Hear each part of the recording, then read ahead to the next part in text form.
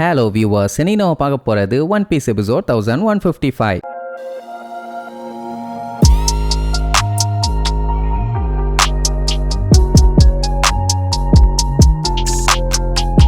Open பண்ணா போன பாட்டுல நம்ம ஆளுங்க பஞ்சாயத்தெல்லாம் முடிச்சுட்டு இப்போ எல்பேஃபுக்கு எந்த ஒரு பிரச்சனையும் இல்லாம ஸ்மூத்தா போயிட்டு இருக்காங்க. கிளம்பும் போது எல்லாம் ஜாலியா என்ஜாய் பண்ணிட்டு இருந்தாங்க. ஆனா இப்ப பாத்தீங்கன்னா செம சைலண்டா இருக்குது. எல்லாரும் நல்லா சரக்கு அடிச்சுட்டு இருந்ததை அப்படியே ஸ்டாப் பண்ணிட்டாங்க போல. ஏன் என்னன்னு கேட்டா நம்ம லூஃபி வந்து ரொம்ப டிப்ரெஷன்ல இருக்கானாமா. அவன் சோகமாற அளவுக்கு என்னாச்சுன்னு பாத்தீங்கன்னா வேகா பங்க் லூஃபி கிட்ட எப்படியாச்சும் உயிரோட அவர் அந்த தீவுல இருந்து காப்பாத்தி கூப்பிட்டு போக சொன்னாரு. ஆனா லூஃபியாலையும் அவன் டீமாலையும் அதை பண்ண முடியல. அந்த மிஷன்ல அவங்க ஃபெயில் ஆயிட்டாங்க. சோ அதுதான் அவனுக்கு கவலையா இருக்குது. பிராங்கி என்ன சொல்லுவான், ஆடா பாவிகளா, 5 வெல்டர்ஸ், நேவி அட்மிரல்ஸ், சைஃபர் போல் ஏஜென்ட்ஸுங்க, செரஃபிம்ஸ் மற்றும் பல உறவினர்கள் மாதிரி வார்ஷிப்ஸ் எல்லாம் கொண்டு வந்தானுங்க. அதையெல்லாம் தாண்டி இத்தனை பேர் தப்பிச்சதே பெரிய அதிசயம். சொல்ல போனா நரகத்துல இருந்து தப்பிச்சு வந்த மாதிரி தான். எப்படி ஒருத்தருக்காக உட்காந்து கவலைப்பட்டு இருக்கானுங்கிற மாதிரி சொல்லுவான். என்ன பண்றது, நம்ம பையன் தான் இப்ப எம்பரர் ஆஃப் த சி ஆச்சு. அதனால அவன் லெவலுக்கு யோசிக்கிறான். சோ எப்படி இவங்க பேசிட்டு போயிட்டு இருப்பாங்க. அதே நேரம் எக்ஹெட் ஐலாண்ட காட்டுறாங்க. அப்படியே தக தக தக தகன்னு கொழுந்து விட்டு எரிஞ்சுக்கிட்டு இருக்குது. ஆனா கம்ப்ளீட்டா இன்னும் தீவை அழிக்கல. ஏன்னா அவங்களுக்கு வேணுங்கிற ஐட்டம்லாம் இன்னும் தீவுல இருக்குது. இல்லன்னா மொத்தமா கொளுத்தி இருப்பானுங்க. இப்போதைக்கு செரஃபிம்ஸ் எல்லாம் சார்ஜ் பண்ணி கப்பல்ல ஏத்திக்கிட்டு இருக்கானுங்க. அப்புறம் அந்த சி பீஸ்ட், பாசிபிஸ்டாஸ் அதெல்லாம் முக்கியம் தானே. சோ எல்லாத்தையுமே கப்பல்ல ஏத்திக்கிட்டு இருப்பானுங்க. அந்த டைம் ராப் லுச்சியும் கக்குவும் வருவாங்க. சைஃபர் போல் ஏஜென்ட்ஸ் பார்த்துட்டு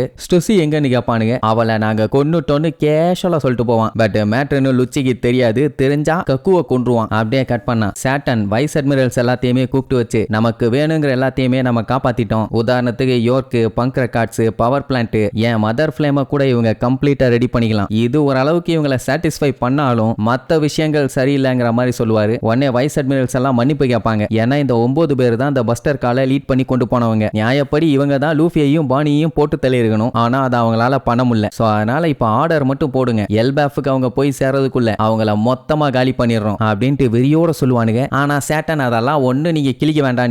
ஏன்னா இவங்களோட பெரிய பஞ்சாயத்தை வேகா பங்க் பிராட்காஸ்ட் பண்ணது. ஏன்னா இந்த மாதிரி அவர் ஒரு கோக்குமாக்கு வேலை பண்ணுவாருன்னு எதிர்பார்க்கவே இல்லை. அது மட்டும் நடந்தா பரவாயில்லையே. இவ்வளவு நாளா எந்திரிக்காத அந்த அயன் ஜெயண்ட் ரோபோட் இப்ப எந்திரிச்சு பைரட்ஸுங்க எஸ்கேப் ஆக ஹெல்ப் பண்ணிருக்குது. அதுதான் அவருக்கு இன்னும் கடுப்பாகும். என்ன மேட்டர்னா ஒரு 200 வருஷத்துக்கு முன்னாடி அந்த அயன் ஜெயண்ட் ரோபோட்டை ஸ்கிராப்புக்கு போட சொல்லி ஆர்டர் வந்திருக்கும். நியாயப்படி அதை அழிச்சிருக்கணும். ஆனா சேட்டன் சும்மா இல்லாம யாராச்சும் ஏதாச்சும் கேட்டாங்கன்னா அதை நான் பாத்துக்கிறேன், அதை கம்ப்ளீட்டா ஸ்டடி பண்ண சொல்லியிருப்பாரு. ஏன்னா அந்த ரோபோட் பயங்கர அட்வான்ஸ்டு, மிலிட்டரி பெனிஃபிட்டுக்காண்டி இதை உருவாக்கி இருக்காங்க. சோ இதை ரெடி பண்ணா கண்டிப்பா நமக்கும் யூஸ் ஆகும் அப்படின்ட்டு தான் அதை ரெடி பண்ண சொல்லியிருப்பாரு. அப்பத்துல இருந்து இப்ப வரைக்கும் அந்த ரோபோட்டு கிட்ட ஒரு சின்ன அசைவு கூட இல்ல. ஆனா இந்த சண்டை நடக்கும் போது அசால்ட்டா எந்திரிச்சு வந்து லூஃபியா அது காப்பாத்தி இருக்குது. அதான் அவரால் தாங்கிக்க முடியல. அப்ப அந்த வைஸ் அட்மிரல் டோபர்மேன் வாய வச்சுட்டு சும்மா இல்லாம, இந்த கவர்மெண்ட்டுக்கு வேலை பார்க்கிற ஒரு சோல்ஜரா நான் கேட்கிறேன், வேகா பங்க் சொன்னதெல்லாம் உண்மையா சொல்லுங்க அப்படின்னு சொன்ன உடனே சேட்டனுக்கு செம கடுப்பாயி ஹாக்கி பவரை வச்சு ஒரே அடி. டோபர்மேன் அங்கேயே திருச்சிருவான். அப்படியே கட் பண்ணி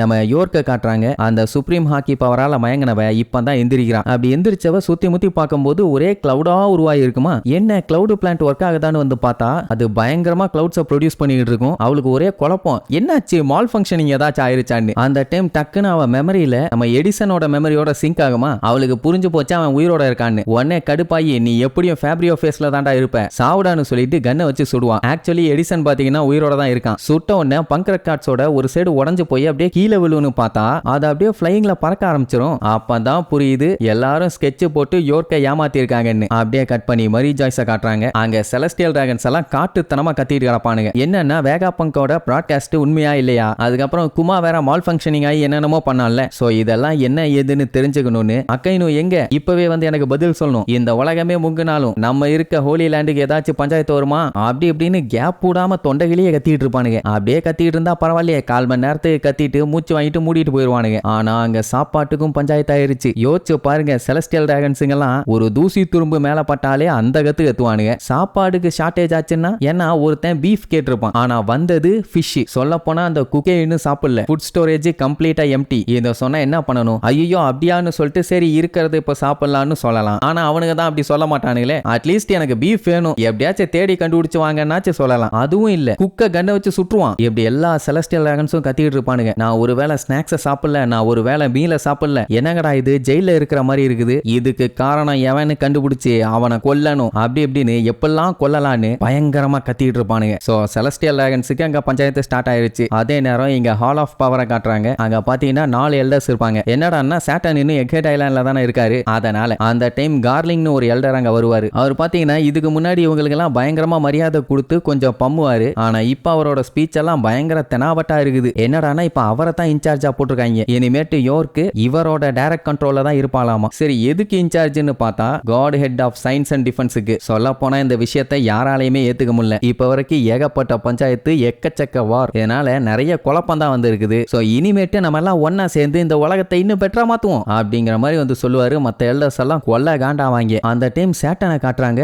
மனுஷன் திடீர்னு காட்டுத்தனமா கத்த ஆரம்பிச்சிருவாரு. அது மட்டும் இல்லாம கருப்பு கலர்ல உடம்புல இருந்து புகை மாதிரி வெளியில வரும். அவரால் ஒழுங்கா மூச்சும் விட முடியல. அங்க இருந்த வைஸ் அட்மிரல்ஸ் எல்லாம் பதறி போய் டக்குன்னு மெடிக்க கூப்பிடுங்க, உலகத்தோட ஹையஸ்ட் அத்தாரிட்டி, அவருக்கு ஏதாச்சும் ஆச்சுன்னா அவ்வளவுதான், எப்படியாச்சும் அவரை காப்பாற்றணும்னு அந்த கத்திட்டு இருப்பாங்க. ஆனா டாக்டர்லாம் வந்து காப்பாற்ற முடியுமான்னு தெரியல. ஏன்னா உடம்பும் தோலும் கொஞ்சம் கொஞ்சமா அப்படியே சுருங்கிக்கிட்டே போகுது. யாரு பார்த்த வேலைன்னா அந்த ஈமு. என்னாச்சு ஏன் இப்படி பண்றீங்கன்னு கேட்டா, டேய் சேட்டன் மாங்கா மடையா, ஜாய் பாயை ஏன்டா எஸ்கேப் ஆக விட்ட அப்படின்னு கேட்டவொன்னே எனக்கு அதை பத்தி ஒண்ணுமே தெரியாது, எனக்கு இன்னொரு வாய்ப்பு கொடுங்க, நான் எப்படியாச்சுன்னு சொல்லி வாய் எடுக்க வருவாரு. ஆனா அதுக்குள்ள சேட்டனை கம்ப்ளீட்டா காலி பண்ணி அப்படியே ஒரு பயங்கரமான பிளாஸ்ட். எல்லாம் என்னாச்சுன்னு பதறி போய் அந்த புகைக்குள்ள குறுகுறுன்னு பாப்பாங்க. அவரோட எலும்பு மட்டும்தான் வந்து விழுமே தவிர ஆள் காலி. அப்படியே கட் பண்ணி எடிசனை காட்டுறாங்க. அவன் பாத்தீங்கன்னா அவனோட உடஞ்சு போன பார்ட்ஸ் எல்லாத்துக்குமே மத்த பார்ட்ஸ் எல்லாம் மாட்டி இப்போ ஆளே கொஞ்சம் கண்ணா பின்னான் தான் இருக்கான். அண்ட் இவங்களோட மெமரி மென்டல் வேவ்ஸ் இருக்குதுல்ல, அதுல இருக்க பித்தாகரஸும் அட்லஸும் கத்திட்டு இருப்பாங்க. யோர்க்கால அந்த மென்டல் வேவ்ஸை ஆக்சஸ் பண்ண முடியுதுன்னு, அதை எப்படியாச்சும் தடுக்கணும் அப்படி இப்படின்னு. சக்காவும் பாத்தீங்கன்னா அந்த மெமரியில தான் இருக்கான், இன்னும் சாகல. இவங்க பாத்தீங்கன்னா அந்த கிளவுட் ஃப்ளோட்டிங் ஐலாண்டை கண்டுபிடிக்க 500 வருஷம் ஆக்கியிருக்காங்க. இதனால இப்ப வேகப்பங்கு செத்துட்டாருன்னு சொல்லி யாரும் இவங்கள கண்டுக்க போறது இல்ல. இவங்க ஜாலியா உலகம் பூரா சுத்தி வருவாங்க. ஆனா என்ன பஞ்சாயத்துனா புது இன்வென்ஷன் பண்றதுக்கு இவங்க கிட்ட ஃபண்டும் இல்ல, மெட்டீரியலும் இல்ல. ஆனா நான் எப்படியாச்சும் உங்களை சரி பண்றேன்னு எடிசன் இப்படி ஒரு போச கொடுப்பான். எல்லாம் விழுந்து விழுந்து சிரிப்பாங்க, பிச்சைக்காரன் தட்டை விட கேவலமா இருக்கடான்னு. அது மட்டும் இல்லாம யோர்க்கோட பாடி பார்ட்ஸை தூக்கி வீச சொல்லுவாங்க, ஏன்னா அவ ஒரு துரோகியாமா. சோ இப்படி வேகாபங்ஸ் எல்லாம் அவங்க மறுபடியும் பழையபடி ரெடி ஆகிறதுக்காக வேலை போயிட்டு இருக்குது. அப்படியே கட் பண்ணி கமபக்கா ஐலாண்ட காட்டுறாங்க. அங்க அந்த வேகாபங்க் சொன்ன விஷயத்த எல்லாத்தையுமே ஒரு நோட்ஸ் மாதிரி எடுத்துட்டு அதை பத்தி தான் டிஸ்கஸ் பண்ணிட்டு இருப்பாங்க. அதான் உலகம் முங்க போறது. அது மட்டும் இல்லாம அந்த ஒன் பீஸை கண்டுபிடிச்சாதானே இது எல்லாத்துக்குமே ஒரு ஆன்சர் கிடைக்கும். அது வரைக்கும் இவங்களால வெயிட் பண்ண முடியாது, ஏன்னா ஆல்ரெடி உலகம் முங்கிட்டு இருக்குது. இப்படி மக்கள்லாம் தண்ணியோட அளவு மேல வந்துச்சுன்னா முங்கி சாகிற கண்டிஷன்ல இருக்காங்க. ஆனா செலஸ்டியல் டிராகன்ஸ் எல்லாம் வேர்ல்டோட ஹையஸ்ட் எலிவேஷனான ரெட் லைன்ல போய் சேஃப்டியா உட்கார்ந்துட்டு இருக்கானுங்க. அப்பதான் இவங்களுக்கு இன்னொரு விஷயமே ஞாபகத்துக்கு வருது. அந்த டெக்கிலா உல்ஃப், ஓல்கா உல்ஃப், ரம் உல்ஃப், பார்பன் உல்ஃப்னு 700 ஆண்டுகளா ஒரு பெரிய பிரிட்ஜ் ஒன்னு அடிமைகளை வச்சு பயங்கரமா கன்ஸ்ட்ரக்ட் பண்ணிட்டு இருக்காங்கல்ல, அதெல்லாமே இதுக்கு தானே இவங்களுக்கு இப்பதான் தெரிய வருது. டிராகனுக்கு ஒண்ணு மட்டும் புரிஞ்சு போச்சு, என்னன்னா மக்கள் எல்லாருமே இன்னும் வேகாபங்க் சொன்னதெல்லாம் நம்பல. ஆனாலும் இது ஒரு பெரிய குழப்பத்தை உண்டாக்கி இருக்கு. சோ இது இன்னும் பெரிய பஞ்சாயத்து ஆகிறதுக்குள்ள டிராகன் அவங்க கடமைகளை முடிக்கணுங்கிற மாதிரி சொல்லுவாரு. இல்லன்னா மக்கள்லாம் சண்டை போட ஆரம்பிச்சிருவாங்க. அப்புறம் அதுவே பெரிய அழிவாயிரும். அப்படியே கட் பண்ணா லிலித் இப்பதான் மயக்கத்துல இருந்தே எந்திரிக்கிறான். அவன் எந்திரிச்ச உடனே எல்லாத்துக்கும் அவ்வளவு சந்தோஷம். மெயினா நம்ம சஞ்சிக்கு. அவன் வேற வந்து நொசா பானா ஆட சும்மாறான்னு சொல்லிட்டு இருக்கும் போது இவளுக்கு எடிசன், பித்தாகரஸ், ஷக்கா, அட்லஸ்ன்னு அவங்களோட சிக்னல்ஸ் எல்லாம் கிடைக்குமா. அப்படியே ஷாக்ல உட்காந்துட்டு இருப்பான். சஞ்சி அது தெரியாம, என்னமா இந்த இடத்த பார்த்து ஷாக் ஆயிட்டியா, நம்ம இப்ப ஜெயின்ஸுங்களோட கப்பல்ல இருக்கோம், இதுதான் அவங்களோட ரூம்னு காட்டுவாங்க. யதா தண்டி சோப்பா. அதுக்கப்புறம் நம்ம சஞ்சி எல்லாம் ரொம்ப சோகமாயி, இத சொல்ல கொஞ்சம் கஷ்டமா தான் இருக்குது, ஆனா எங்களை மன்னிச்சிரு, உன்னை தவிர எங்களால வேற எந்த வேகாபங்ஸையும் காப்பாற்ற முடியல அப்படின்ட்டு ரொம்பவுமே ஃபீல் பண்ணுவான். அதுக்கப்புறம் உன்னை அடிச்சு மயங்க வச்சது அப்படின்னு வாய் எடுத்த உடனே லிலித் இருந்துகிட்டு ஒன்னும் பஞ்சாயத்துல எல்லாத்தையும் எனக்கு இன்ஃபார்ம் பண்ணிட்டாங்கம்பா. இன்ஃபார்ம் பண்ணிட்டாங்களா, யாரு என்னன்னு கேட்கும்போது ஒரு நிமிஷம் டைம் கொடுங்கன்னு உட்கார்ந்து கதறி கதறி அழுவா. என்னாச்சு இவளுக்கு ஏதாச்சும் பேய் பிடிச்சிக்கிச்சான்னு கேட்பாங்க. அவ அழுது முடிச்சுட்டு எனக்கு பசிக்குது சோறு வேணும்பா. என்னங்கடா இப்பதான் அழுதுகிட்டு இருந்தா அதுக்குள்ள அன்னியன் மாதிரி டக்குன்னு பேச்ச மாத்திரா. சரி வா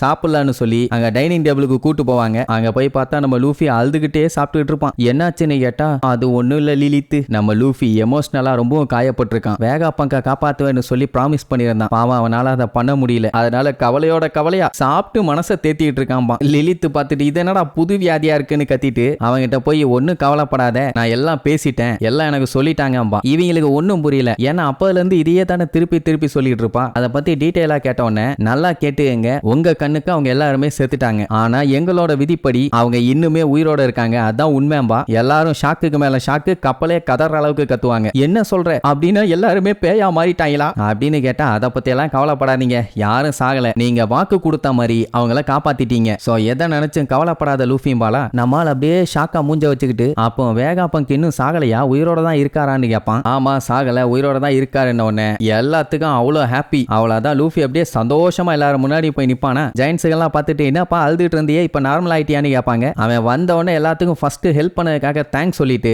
வாங்க நம்ம என்ஜாய் பண்ணுவான்பா. இவ்வளவு நேரம் டல்லா இருந்த இடம் இப்பதான் அப்படியே காலா கட்டும். ஒரே ஆட்டம் பாட்டம் சந்தோஷம் சாப்பாடு சரக்குன்னு அளவே எல்லாமே என்ஜாய் பண்ணுவாங்க. அதே நேரம் ராபின் பாத்தீங்கன்னா செம ஹாப்பியா இருப்பா. என்னடான்னா எல்பாஃபுக்கு வந்தா சவுல மீட் பண்ணலான்னு. என்னன்னா அந்த ஜெயின்ட் இவளோட சின்ன வயசு ஃப்ரெண்டு. அதனால சந்தோஷத்துல சாப்பரை போட்டு நசுக்கிட்டு கிடப்பான். அப்ப ஜெயின்ஸுங்கெல்லாம் அப்படியே பேசிக்குவாங்க. வேகாப்பங்க் என்ன சொன்னாரு, யாரு ஒன் பீஸை கண்டுபிடிக்கிறாங்களோ அவங்க தான் இந்த உலகத்தையே ரூல் பண்ணுவாங்கன்னு. அப்ப யாரு கிங் ஆஃப் த பைரட் ஆவா அப்படின்னு சொல்லி அப்படியே ஒரு டிஸ்கஷன் நடக்கும். உடனே நம்ம லூஃபி எல்லாரும் பாத்துக்குங்க, யாரா இருந்தாலும் சரி எவ்வளவு பெரிய ஆளா இருந்தாலும் சரி நான் தான் கிங் ஆஃப் த பைரட் அப்படின்னு சொல்லிட்டு மாத்தி மாத்தி சேஸ் அடிச்சு ஒரே கும்மாளம் தான். அப்ப பாணிக்கு பாத்தீங்கன்னா அவங்க அப்பாவோட பழைய நினைவுகள்லாம் வரும். அவளுக்கு பாத்தீங்கன்னா அவங்க அப்பா சொன்னதெல்லாம் நடந்துருச்சு. அது மட்டும் இல்லாம அவளுக்கு இப்ப அவரு கூட ஒன்னு சேர்ந்த ஃபீலும் கிடைச்சிரும். சொல்ல போனா இப்ப எல்லாமே நல்லபடியா தான் போயிட்டு இருக்குது. புயலுக்கு பின் அமைதிங்கிற மாதிரி இப்ப நடந்த ஒரு வாருக்கு அப்புறம் ஒரு சின்ன சந்தோஷம். ஆனா புயலுக்கு முன்னும் ஒரு அமைதின்னு சொல்லுவாங்க. அந்த அமைதி தான் இது. ஏன்னா இதுக்கப்புறம் ஒரு பெரிய சம்பவமே நடக்க போகுது. இதுல யார் யார் உயிரோட இருப்பாங்கன்னு கூட சொல்ல முடியாது. இப்போதைக்கு இவங்க எல்லாருமே சந்தோஷமா எல்பாஃபுக்கு கிளம்பிட்டாங்க. இனி இதுக்கப்புறம் என்னென்னலாம் நடக்க போகுதுன்னு அடுத்தடுத்த எபிசோட்ல பார்க்கலாம். டாடா.